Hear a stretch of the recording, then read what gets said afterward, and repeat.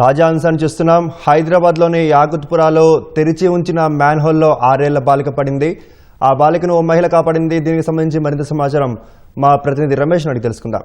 రమేష్, ఈ యాకుత్పురా మ్యాన్ హోల్లో ఘటనకు సంబంధించి పూర్తి సమాచారం ఏంటి?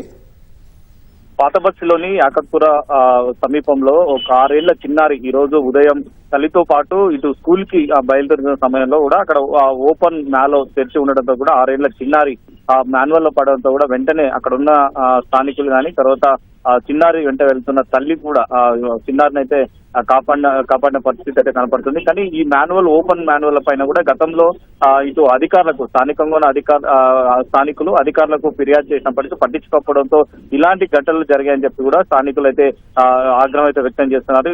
కేవలం అంటే అధికారుల నిర్లక్ష్యంతోనే ఈ డ్రైనేజీ మూతను తెరిచి ఉంచి ఈ సిబ్బంది ఎన్నోసార్లు ఫిర్యాదు చేసినా పట్టించుకోకపోవడంతోనే ఇలాంటి ఘటనలు అయితే జరిగినట్లు కూడా స్థానికులు అయితే ఆవేదన వ్యక్తం చేస్తున్నారు. కానీ అదృష్టవశాత్తు ఈ రోజు ఆ చిన్నారిని అయితే అక్కడే ఉన్న తల్లి గాని తర్వాత స్థానికులు కూడా వెంటనే మాన్యువల్ నుంచి అయితే ఆ అమ్మాయిని అయితే కాపాడడం జరిగింది. కానీ దురదృష్టవశాత్తు ఇలాంటి ఘటనలు కూడా మళ్ళీ పునరావృతం కాకుండా కూడా ఇటు అధికారులు తక్షణమే ఈ మాన్యువల్ ఎక్కడైతే ఓపెన్ చేసిన మాన్యువల్ ఉన్నాయో వాటిని వెంటనే మూసివేయాలి. ఎందుకంటే చిన్నపిల్లలకు సంబంధించి కూడా ఈ రోజు అంటే ఆడుకుంటూ ఇటు స్కూల్ కు వెళ్తున్న సమయంలో కూడా ఒకేసారి ఆ మాన్యువల్ లో పడడంతో కూడా అమ్మాయిని అయితే అక్కడ మాన్యువల్ అయితే పడిన పరిస్థితి అయితే ఉంది. ఇప్పటికే ఈ ఘటన పైన ఇటు అధికారులు కూడా ఎవరైతే నిర్లక్ష్యంగా వ్యవహరించడం జరిగిందో ఆ నిర్లక్ష్యం వహించిన వారిపైన కూడా ఉన్నతాధికారులకు సంబంధించి కూడా ప్రస్తుతం అయితే విచారణ చేస్తున్నారు. ఇప్పటివరకు అక్కడ అధికారులు గాని తర్వాత స్థానికులు కూడా, ఎందుకంటే ఇప్పటివరకు గతంలో ఇలాంటి మాన్యువల్ ఎక్కడెక్కడ ఉన్నాయి, తర్వాత ఎక్కడ ఓపెన్ మ్యాన్ ఉన్నా వర్షం వచ్చిందంటే చాలు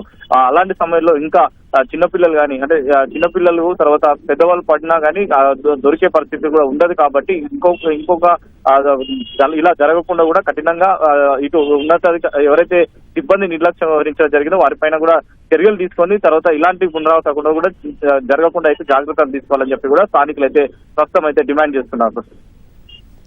ధన్యవాదాలు రమేష్.